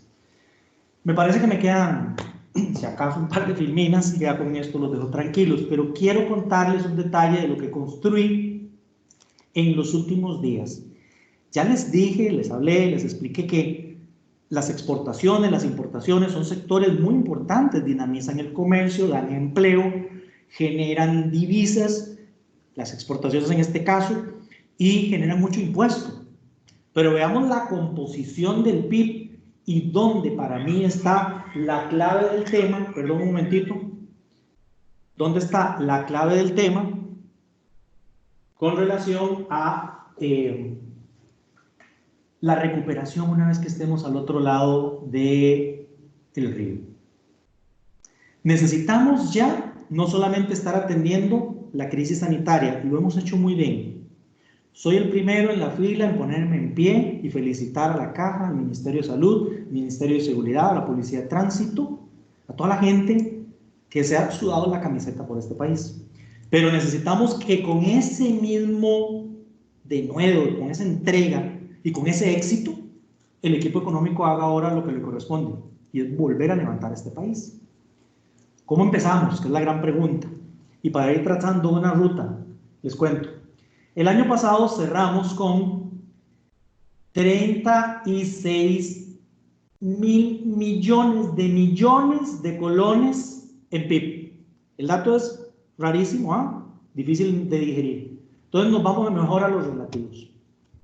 De ese 100%, el 80% es consumo final. Bueno, si le lográramos dar un empuje al consumo final, sostenemos una buena parte del PIB. ¿Dónde está el consumo final? En hogares y en gobierno. Los hogares metidos en la casa y el gobierno sin plata. Complicado. Porque esos 29.200 se conforman de esto. O sea, esos 80.71 son estos que están por aquí. Eso significa entonces que nosotros, si le logramos dar a los hogares de alguna manera un respiro, oportunidades de consumo después de la crisis, y logramos conseguir préstamos internacionales que vengan a ayudar al consumo del gobierno, a la formación de capital, una buena parte del PIB lo logramos reactivar de manera importante y rápida. En el momento en el que la gente empiece a consumir, los inventarios también empezarán a salir hacia adelante. Pero vean que inventarios y balance externo contribuyen poquito. En el neto, 1.76 y 1.41. Este es el 1.41 que necesito explicar también. Porque ¿de dónde vienen esos 510 mil millones de colones? Bueno, del sector externo. Exportamos 6.9 en bienes, pero importamos 9.2. En bienes quedamos debiendo. Somos deficitarios en la balanza comercial. Pero ahí hay que agregarle los servicios, porque nosotros estamos vendiendo servicios. En servicios vendemos 5.2 y traemos 2.4. Somos superavitarios, por eso sobran desde hace mucho tiempo dólares en esta economía, y por eso el tema del tipo de cambio que hemos discutido a lo largo de esta conversación. El neto de ambas cosas es 510, somos de alguna manera positivos. ¿Cuál es el punto aquí mío? Sí, ciertamente se nos bajan las exportaciones de bienes y las exportaciones de servicios, pero lo que he venido diciendo, también se nos bajan las importaciones. A nivel de PIB, el efecto es mucho menor que el de los hogares y el del gobierno. Entonces, para ir cerrando, hoja de ruta, volvamos a ver el mercado interno. Ese es el primero que tenemos que reactivar. Vamos a tener que mantener entonces condiciones de crédito adecuadas, tasas de crédito adecuadas, financiamiento, liquidez, reducir sustancialmente la burocracia para que los empresarios puedan empezar a tomar de nueva cuenta decisiones y salir hacia adelante. Pero escuchaba al presidente del Colegio de Ciencias Económicas, don Eugenio Rodríguez, en una entrevista diciendo, un empresario costarricense tarda 90 días en abrir una empresa. Uno en Estonia toma nada más unos minutos. Todo lo hacen electrónicamente. Y yo creo que la crisis nos va a ayudar a mejorar sustancialmente una serie de procesos que antes incluso nos resistíamos a aceptar.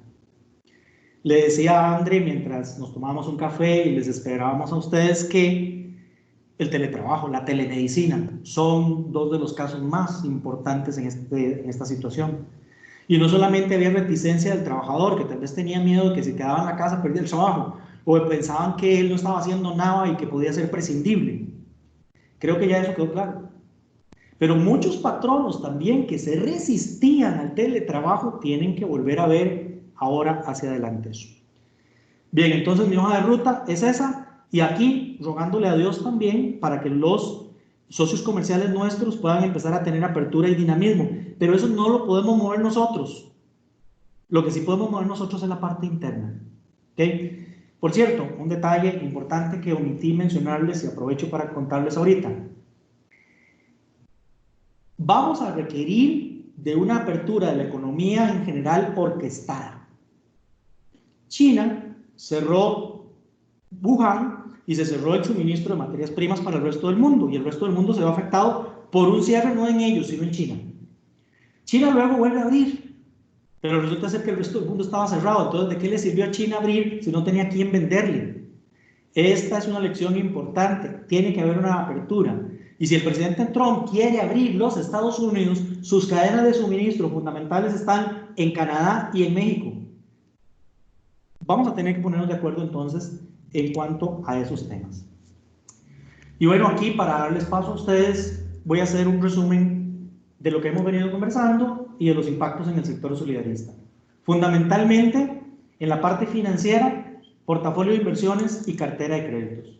En portafolio de inversiones, las tasas de interés por la liquidez que hay inyectada en el mundo y porque se necesita que la actividad económica de los próximos meses se reactive, tendremos tasas de interés bajas.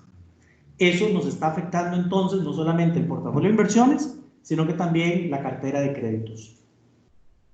Los apalancamientos sufrieron en los últimos días un incremento en el costo. Con la acción del Banco Central reciente de mandar liquidez al mercado, esperaríamos que esas presiones se reduzcan y que volvamos a tener ahí un margen importante en nuestros apalancamientos. Si tienen inversiones en dólares y manejan reservas en dólares en sus asociaciones solidaristas, en materia de tipo de cambio, algunos me han dicho, es que se va a depreciar, porque hay un economista que dijo que esto va a llegar a 700. Chicos, ¿de dónde? Lo que está sobrando en este momento en el país son dólares, a pesar de la retirada de exportaciones y de turismo.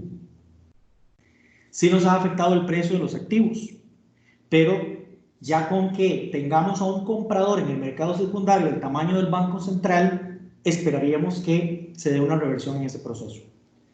Sí tenemos que poner, por lo menos ahí, hacia finales de cada periodo tributario, que si llegáramos a tener ganancias de capital, ojo que hay que ponerlas en regla, ¿verdad? Y estaríamos afectados por el impuesto a las ganancias de capital. En créditos, tasas de interés, por supuesto, ya lo vimos.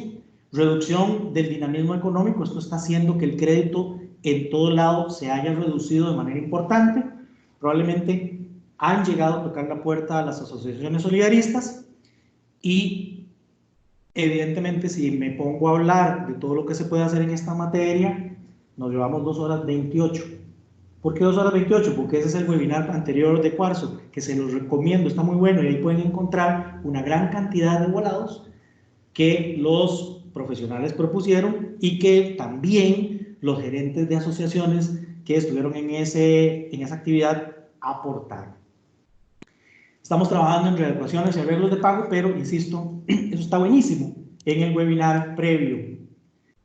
Hay una noticia de la que le pedí incluso a Marco y a Andrea que me dieran tiempo para ver si teníamos algo en concreto, y es que la mitad de los países del mundo ya le pidieron ayuda al Fondo Monetario Internacional para salir adelante con el tema de la crisis.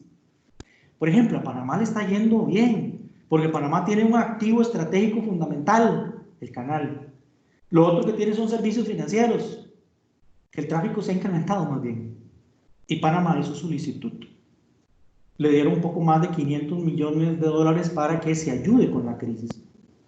No tengo todavía el dato del Fondo Monetario Internacional, no sé si ha salido de estos momentos en los que hemos conversado, si alguno de ustedes lo tiene en buena hora, pero estas negociaciones son muy importantes. Decíamos que también va a haber readecuaciones de deuda del gobierno con multilaterales y con laterales. ¿Qué es lo que uno esperaría ahí? Que esas negociaciones traigan tres condiciones: plazos muy largos, tasas bajas y periodos de gracia, que no le vamos a pedir al país dentro de un mes, le van a venir a tocar la puerta de cuándo me pagas. No, tendríamos 3 años o ojalá más para empezar a devolver esos créditos. ¿Cuándo los empezamos a devolver? Cuando estemos de nuevo en pie. Eso es lo que quería conversarles. Vamos a abrir ahora, André, las consultas a ver cómo vamos y las que ustedes adicionalmente quieran. Hacia el cierre de la actividad, seguramente don Marco va a intervenir y yo les agradeceré unos segunditos nada más para despedirme. Muy bien, don Vidal, muchas gracias. Sí, tenemos varias consultas. Les recuerdo el número 88390336 para que nos hagan llegar sus consultas. Muy bien, la primera consulta que tenemos por acá nos indica: el pico en Costa Rica del COVID-19 va a llegar a mayo 2020 o probablemente hasta agosto del 2020. Pueda estar ya normalizándose la pandemia.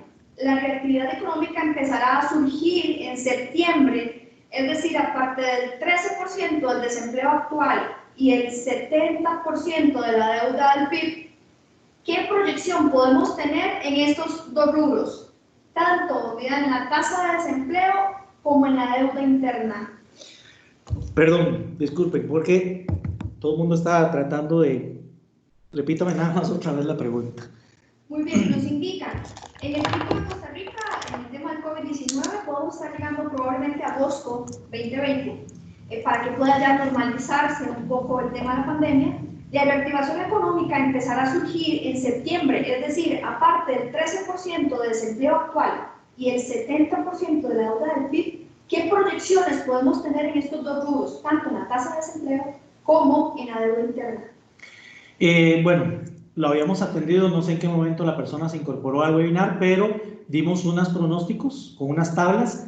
La presentación les queda, ¿verdad? Así es. Ok, los invito a que regresen a las tablas de S&P, en donde está el pronóstico de S&P para el cierre del año, con que tendremos caídas muy importantes en el desempleo, un rebote posterior y al cierre del año un 14%.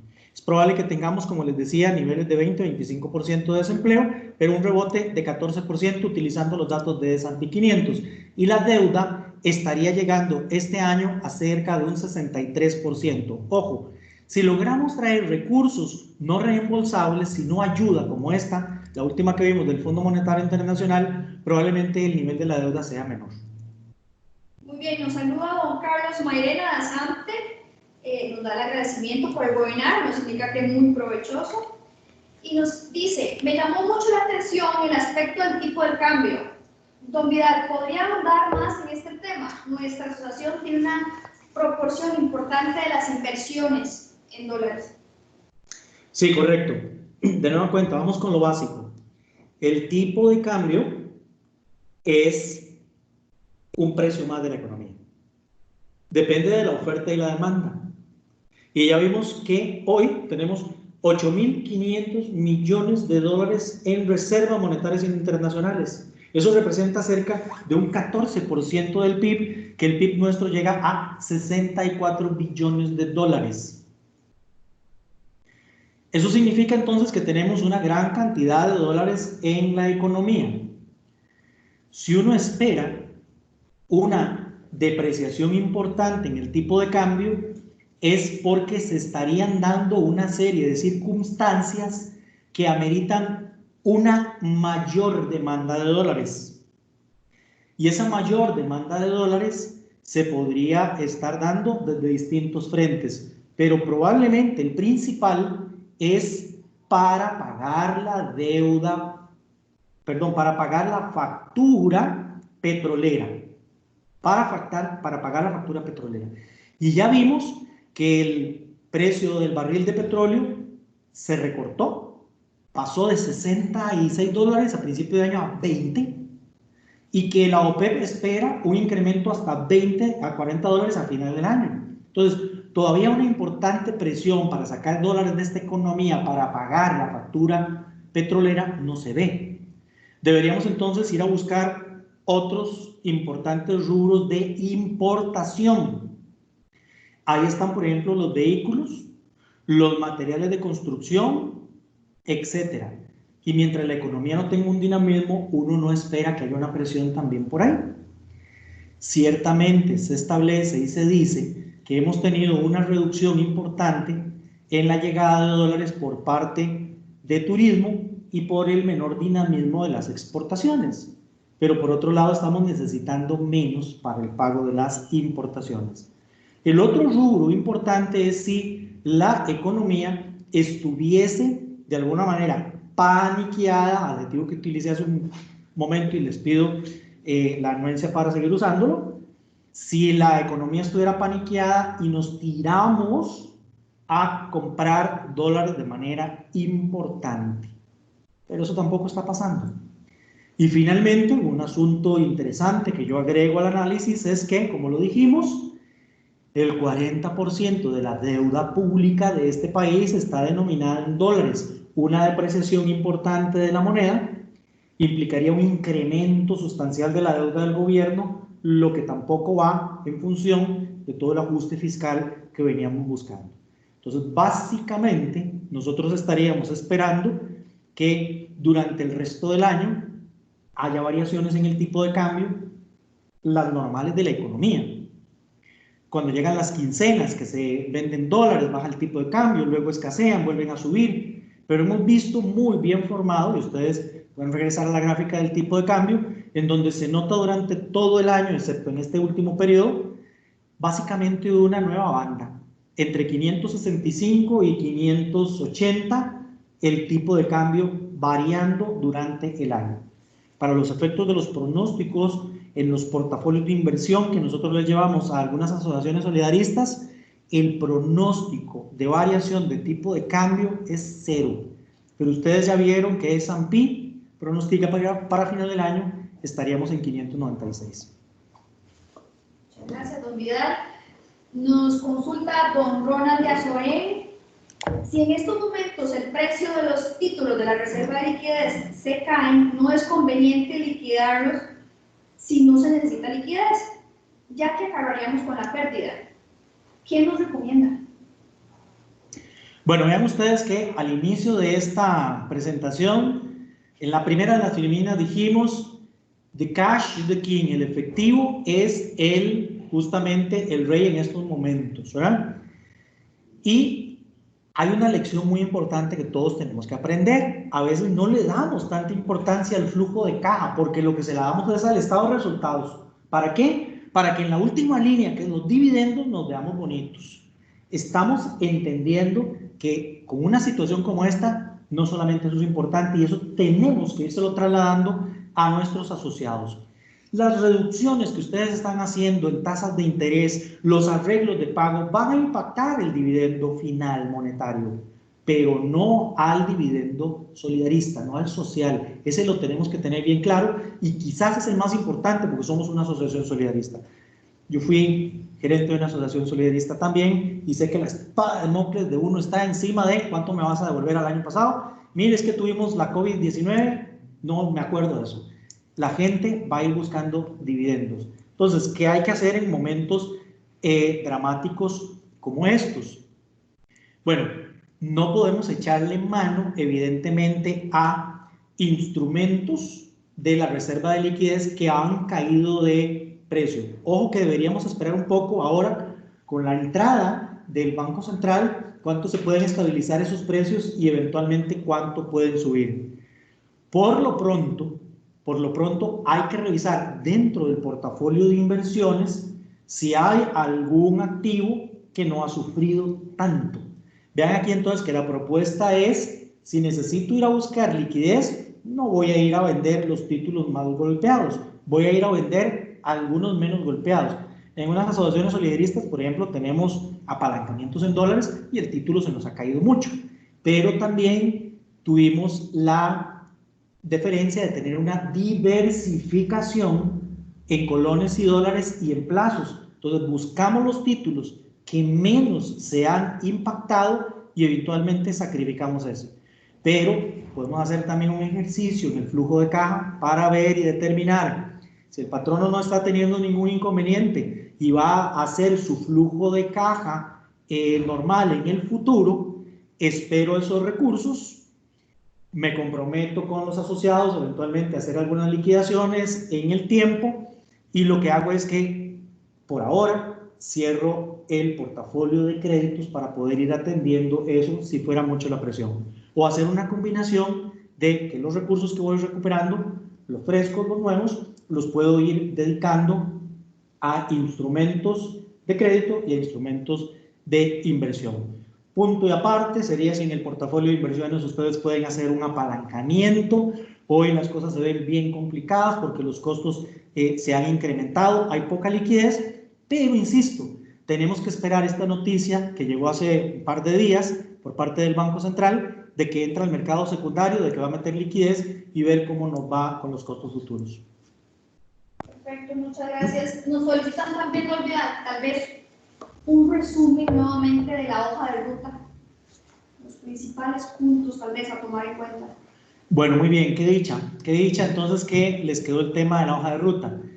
Vimos que el grueso del Producto Interno Bruto costarricense depende del consumo interno. El 80% es consumo interno. Y ese 80% a su vez se divide en un 80% consumo privado y el otro 20% el consumo público. Entonces, para mí, esperar a que exportaciones, importaciones y turismo nos den el kick-off, el banderazo de salida, no puede ser, porque estamos esperando que más bien eso venga de afuera y no podemos controlarlo nosotros. Lo que sí podemos controlar es ese 80% de consumo interno. De ese 80%, ya dije, el principal es el privado. Esperaría entonces que las autoridades gubernamentales y de Hacienda, incluso el Banco Central, pongan reglas del juego claras para los próximos meses de cómo vamos a estar apoyando al empresario costarricense y al consumidor. No solamente con créditos, con recursos, sino tasas de interés y una serie de posibilidades para que la gente tenga tranquilidad, tenga transparencia. Estamos realmente muy enredados en este momento y con una información, si se quiere, antagónica. Lo que vamos a tratar de lograr es de darle tranquilidad al mercado diciendo esto es lo que queremos hacer en materia de consumo, en materia de apoyo a la empresa. Eso pasa porque los fondos de banca de desarrollo, por ejemplo, no solamente estén dedicados a pequeña empresa. Podríamos abrir el espacio para profesionales y volverlos a relanzar también ahí. Y sobre todo el tema de la tramitología, la burocracia. Deberíamos haber aprendido la lección del COVID-19 de que sí se podían hacer muchas cosas. Y muchas de las excusas que se tenían de que trámites tenían que ser presenciales quedaron en el suelo con la demostración de que lo podíamos hacer de manera virtual. Y esto me da pie también para hacer un comentario adicional, y es decirles que, así como vimos en una gráfica, que hay algunos sectores que se van a poner bien calientes, bien buenos, los de tecnología. Por si conocen ustedes una empresa de tecnología, los de tecnología van a estar de la mano bien calientes. Ayer estaba en una junta directiva con una asociación solidarista, están lanzando una tienda virtual y se dieron a la tarea de revisar cuáles son las cosas que la gente está necesitando en este momento. Si estamos en la casa, estamos necesitando amplitud de banda, routers, máquinas de mayor velocidad y sobre todo servicios en la nube de altísima calidad. Todo eso va a poner calientito. Muy bien. Bueno, de hecho no nos han llegado más consultas, don Vidal. creo que damos por terminada la sección de preguntas en este momento. Vamos a invitar a don Marco Escamilla para que nos brinde algunas palabras y un poco de lo que hemos venido conversando el día de hoy. Agradecerles a todos por su participación.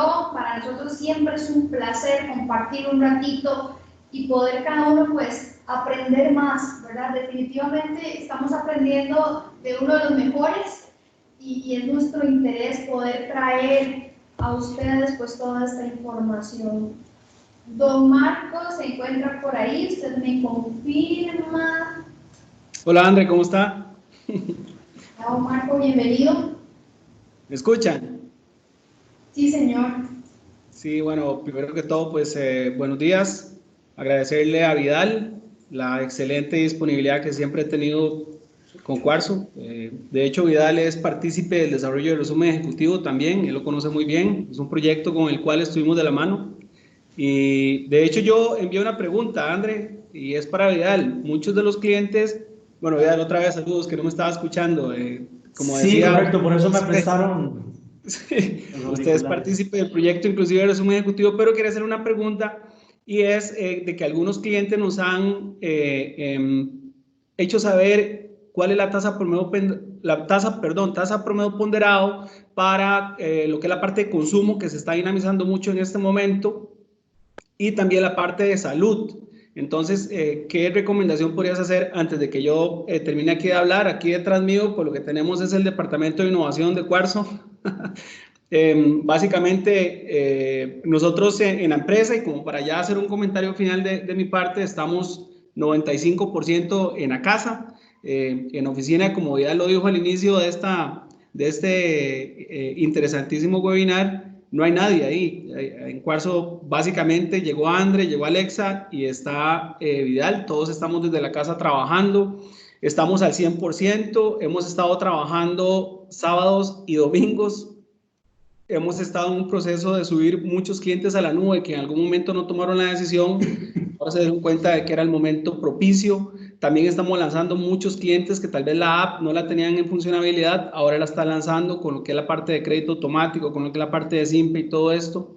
Entonces, pues invito a cualquier cliente que tenga dudas en ese sentido que nos lo haga saber, con mucho gusto. Más que un proyecto de ventas, no, es una realidad, es una necesidad del asociado tener la información y los servicios a la mano, básicamente. De parte mía, yo quiero agradecerle nuevamente a Vidal la excelente disponibilidad, la excelente disposición de llegar y realizar este proyecto. También agradecerle a Prival Bank, que por cierto soy cliente también, agradecerles a ellos la siempre disponibilidad con nosotros para participar juntos.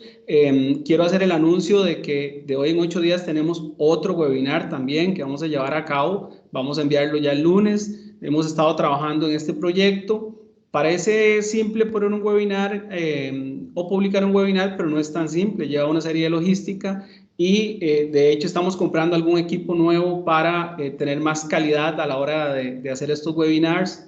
Y bueno, estamos de lleno tratando de llevarle soluciones a los clientes. Estos son actividades gratuitas. Vidal se tomó también su tiempo de desplazarse hasta la oficina de Cartago. O sea, la gente que está participando en estas actividades lo están haciendo para colaborarle al sector. Por lo tanto, yo agradezco mucho pues, a todos los que han estado de la mano de este proyecto. Agradecerle a André, que tiene más de 10 años de trabajar en Cuarzo y ella tiene una excelente disponibilidad para ayudarnos a todos, a Cuarzo, a los clientes. Ella llega y hace pruebas. A veces nos conectamos en la noche para ver si esto funciona o no funciona. Entonces, en ese sentido, este tipo de actividades lo que tratan es de colaborar con nuestros clientes y no clientes, con el fin de que le llevemos una solución que pueda que el asociado la esté ocupando ya. Entonces, yo cierro con el agradecimiento a Vidal, sin duda, una vez más, y también un gusto que llegue por ahí. Me imagino que era un cafecito y todo, ¿verdad? Por supuesto.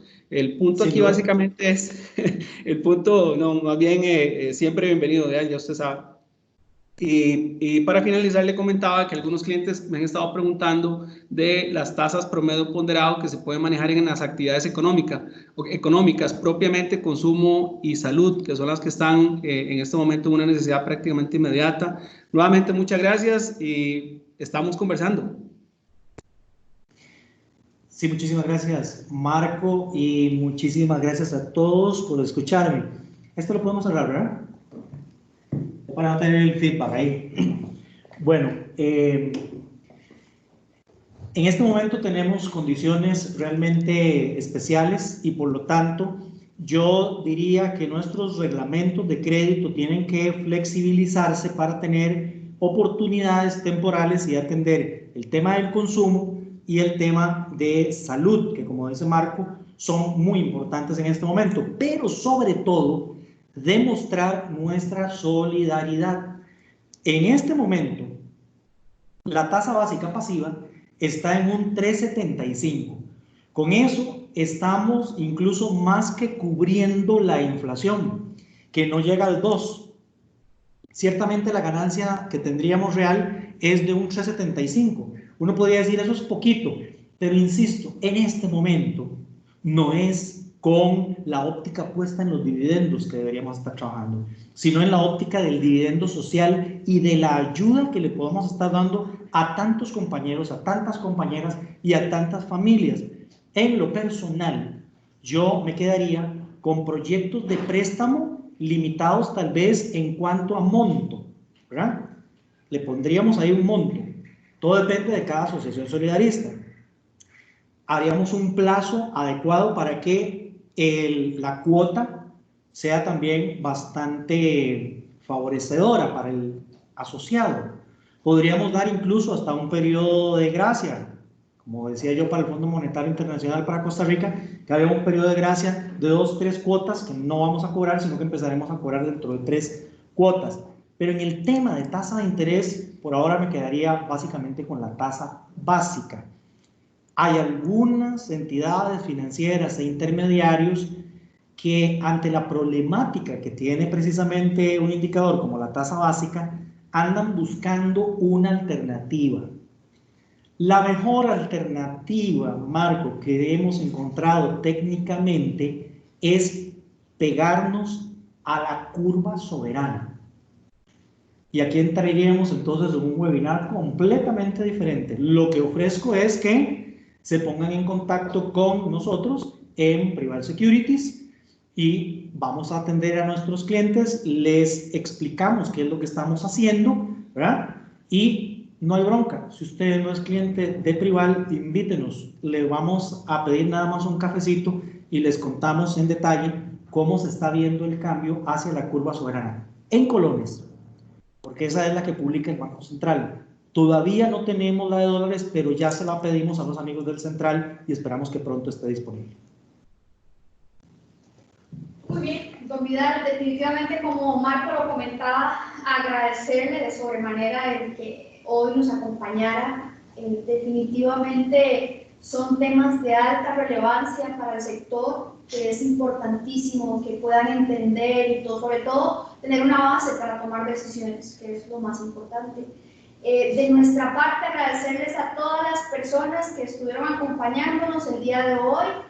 Les recordamos que la próxima semana, por el mismo canal y a la misma hora, vamos a estar con un nuevo webinar. Les vamos a estar enviando la invitación y publicando todo lo necesario para que nos acompañen y pues también ayudarles con otros temas de importancia, ¿verdad? Que es sumamente, realmente que nos permite ofrecerles de una forma diferente el conocimiento para que ustedes puedan continuar con sus labores del día a día.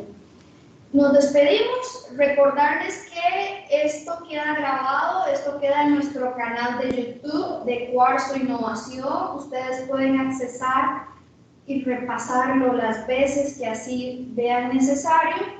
Vamos a hacerles llegar la presentación también para que ustedes en conjunto con el video la puedan repasar.